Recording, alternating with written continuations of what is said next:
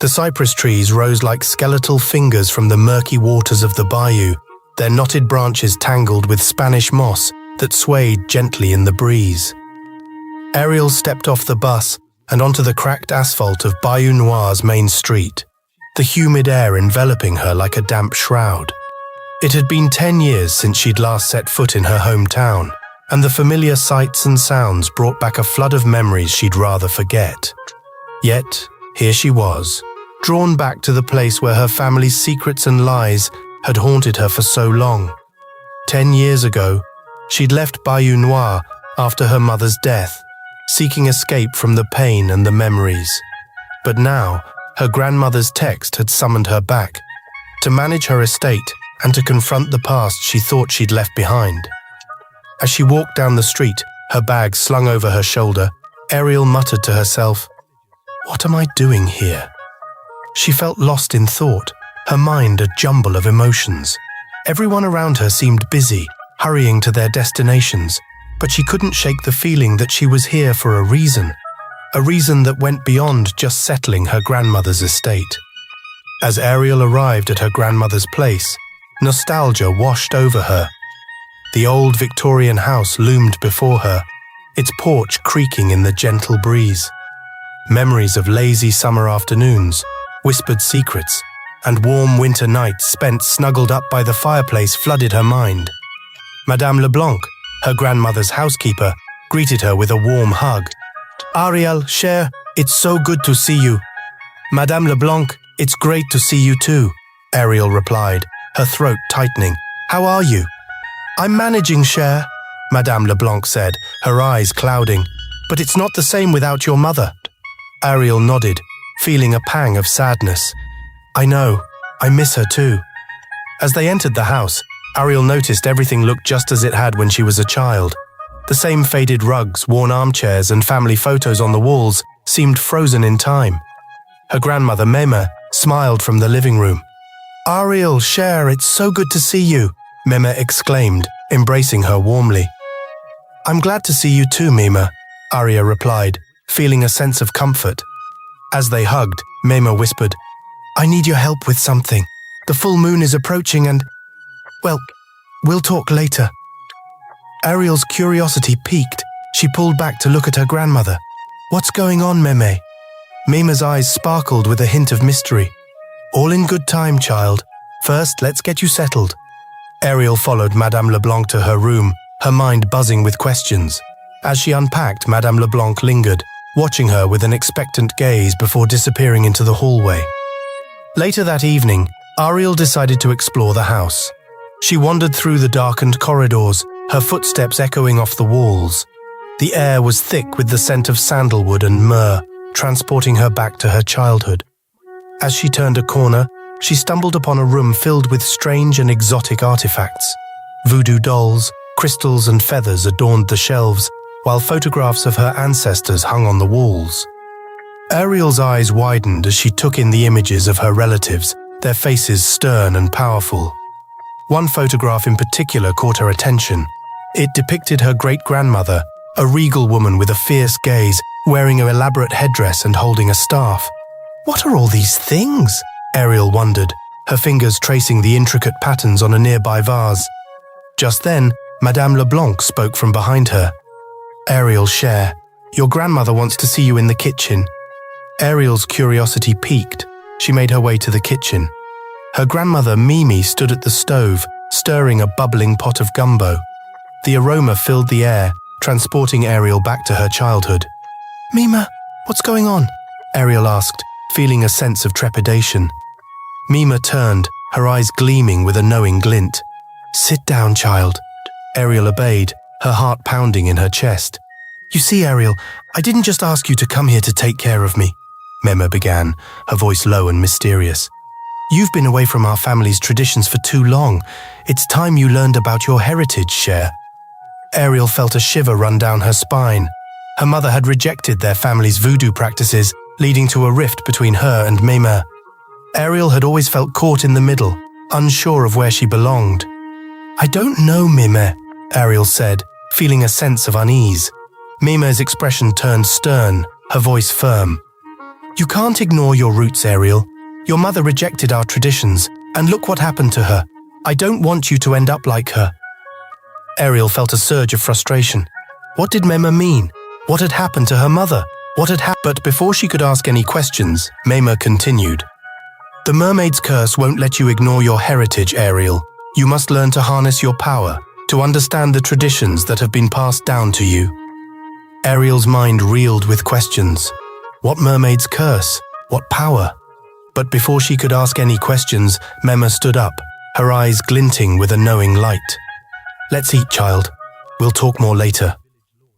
2 days after her arrival, Ariel headed to the market, weaving through the vibrant stalls and colorful fabrics that seemed to dance in the breeze. The air was electric with excitement as the townspeople prepared for the voodoo ceremony that night, under the light of the full moon. As she wandered through the crowds, Ariel overheard snippets of conversation about the mermaid's curse. Some people spoke of it in hushed tones, as if afraid to awaken a malevolent spirit. Others laughed it off, dismissing the legend as mere superstition. Mermaid's curse, they say, a vendor whispered to a customer, her voice barely audible over the din of the market. Every 10 years she demands a sacrifice. Ariel's ears perked up, and she edged closer to listen. The vendor's words sent a shiver down her spine, and she felt a sudden chill in the warm air. But that's just old legend, another vendor scoffed, his voice dripping with skepticism. We don't believe in that nonsense no more. We got our voodoo to protect us. Ariel's curiosity was piqued. She stopped at a stall selling colorful fabrics and listened intently as the vendor, an elderly woman named Madame Dupont, spoke to a customer. You know, Cher, the mermaid's curse is real, Madame Dupont said, her eyes glinting with a knowing light. My grandmother used to tell me stories about how our ancestors made a pact with the mermaid to ensure the town's prosperity. The customer, a young woman, raised an eyebrow. But what about the sacrifice? I thought that was just a myth. Madame Dupont leaned in, her voice dropping to a whisper. The sacrifice is real, Cher. Every 10 years, the mermaid demands a payment in exchange for the town's good fortune. But the townspeople have forgotten the true nature of the pact, and the mermaid's demands have become more sinister. As Ariel listened, the sounds of the market seemed to fade into the background, and she felt herself being drawn into a world of ancient secrets and forgotten lore. With her shopping complete, Aria hurried back to her grandmother's house, eager to uncover the truth about the mermaid's curse and her family's dark past. The full moon was rising, casting a silver glow over the bayou, and Ariel felt a sense of foreboding settling over her like a shroud. As Ariel arrived home, she was enveloped by the warm golden light that spilled from the kitchen windows. The air was thick with the scent of simmering herbs and spices, and Ariel's stomach growled in anticipation. She followed the aroma to find her grandmother, Meme, stirring a bubbling cauldron of liquid on the stovetop. The kitchen was dimly lit, the only sound the soft crackle of the stove and the gentle hum of the refrigerator. Mima's eyes gleamed in the faint light, her face a map of wrinkles and secrets. Mima, what's cooking? Aria asked, her curiosity piqued. Mima turned, a knowing glint in her eye. Just a little something for tonight's ceremony, Cher, she replied, her voice low and mysterious. A special brew to honor the spirits. Ariel's mind flashed back to the market, where she'd overheard whispers of the mermaid's curse. She felt a shiver run down her spine as she realized that tonight's ceremony might be more than just a simple voodoo ritual. Mima, can I ask you something? Ariel said, her voice hesitant. Mima's expression turned serious, her eyes narrowing slightly. What is it, Cher? Ariel took a deep breath, her heart pounding in her chest. I heard people talking about the mermaid's curse at the market. What's going on, Mima? Is it true? Mima's eyes seemed to cloud over, and she turned back to the cauldron, stirring the liquid with a wooden spoon. The silence between them was oppressive, heavy with unspoken secrets. The mermaid's curse is real, Ariel, Mima said finally, her voice barely above a whisper. But it's not just a simple legend. It's a part of our family's history, and it's something you need to understand. Ariel felt a surge of frustration mixed with a growing sense of unease. Why was Mema being so secretive? What did she mean by our family's history? But before she could ask any more questions, Meme turned to her, a small, enigmatic smile playing on her lips. Tonight, Cher, you'll learn the truth about the mermaid's curse, and you'll understand why it's so important for you to be here. Ariel's heart pounded in her chest as she realized that she was about to uncover a secret that had been hidden for generations. I want to understand now, Mime, Aria exclaimed, her patience wearing thin. Her grandmother stopped stirring the pot and turned to her with a warm smile. Sit down, Cher, she said, gesturing to a nearby chair. Mima's eyes seemed to cloud over, lost in thought. You see, Cher, our town was once on the brink of destruction. Crops were withering, fish were disappearing, and our people were suffering. Ariel leaned forward, her heart pounding in her chest. What happened? She asked. Mima's gaze snapped back to the present. Your great-great-grandmother made a pact with the mermaid to ensure our town's prosperity. The mermaid demanded a sacrifice every 10 years in exchange. Ariel felt a chill run down her spine. What kind of sacrifice? Mima's eyes seemed to bore into her soul. A human sacrifice, Cher. 7 virgins given to the mermaid every 10 years. Ariel's mind reeled in horror. But that's impossible, she stammered. Mima's expression turned grim. We tried to keep up with the sacrifice, but it became too much. Your great-great-grandmother began practicing voodoo, seeking a way to break the curse. Ariel's eyes widened. And she succeeded? Mima nodded.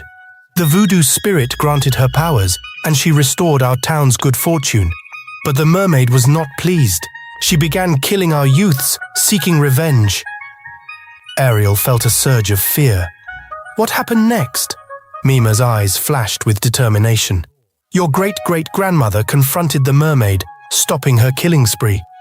But the mermaid escaped, vanishing into the sea. Ariel's mind reeled with the implications. And now? Mima's expression turned serious. The legend says the mermaid will return, seeking revenge, and it's up to you, Cher, to stop her. Ariel felt a weight settle upon her shoulders. Why me? She asked. Mima's eyes seemed to bore into her soul. Because, Cher, the power has been passed down through our family. Your great-great-grandmother, then her daughter, and so on. But when it came to your mother, she denied it. She refused to accept the power and the responsibility. Ariel's eyes widened in surprise. Why? Mima's expression turned sad. She was afraid, Cher. Afraid of the power and the danger that came with it. But now, the power has come to you. You're the last living descendant of your great-great-grandmother, and it's up to you to wield the power and stop the mermaid. Ariel's eyes widened as she processed the weight of her grandmother's words. She felt a mix of emotions, fear, uncertainty, and a sense of determination. I don't know if I can do this, Mima, Ariel said, her voice barely above a whisper. I'm not sure I'm ready for this kind of responsibility. Mima's expression turned gentle, and she reached out to take Ariel's hand. You were born for this, Cher, she said. You have the power within you. I'll teach you everything I know, and together we'll prepare you for the battle ahead. Ariel took a deep breath, feeling a sense of resolve wash over her. She knew that she couldn't turn her back on her family's legacy, no matter how scary it seemed. Okay, Meme, Ariel said, her voice firm. I'll do it. I'll learn everything I need to know, and I'll face whatever is coming our way. After tonight's celebration to the spirits, I will start teaching you how to harness your power, Mima said, her eyes serious. We must be prepared in case the mermaid comes again seeking revenge. Ariel nodded, her eyes wide with fear, but a determined glint burning within them. It was the night of the voodoo veneration, and the town gathered at the bayou's edge, thanking the spirits for their blessings and protection. The air was alive with the rhythms of drums and chanting as the townspeople danced and sang around the flickering torches. Just when it seemed like the ceremony was reaching its peak, with the dancers spinning and the music reaching a fever pitch, a collective gasp rippled through the crowd. A massive alligator emerged from the murky waters, its eyes glowing with an otherworldly light. Ah! Someone screamed. Mon Dieu! Another shouted. The alligator's appearance was met with screams and shouts as people scrambled to get away from the bayou's edge. But it was too late. The alligator began to wreak havoc, tearing through the crowd with its razor-sharp jaws. "Run!" Mema yelled, grabbing Arya's hand and pulling her close. "Get away from the water!" "What's happening?" Ariel screamed, her eyes wide with terror.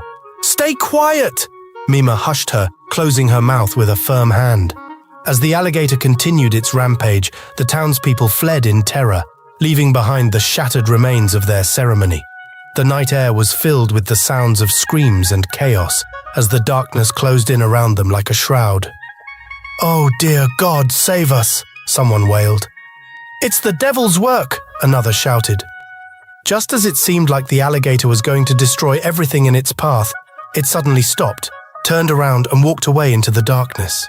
And then, in an instant, everything went black as Ariel fainted. When Ariel came to consciousness, she was lying on the bayou's edge, Mime's face etched with worry above her. What happened?" Ariel stammered, looking around at the devastation. Mima's expression turned grave. "The mermaid has awakened," she said, "and she's coming for us." Ariel's eyes widened in terror. "What do you mean?" she whispered. Mima's eyes locked onto hers. "The alligator was just a sign. The mermaid's power is growing, and she'll stop at nothing to claim what's hers."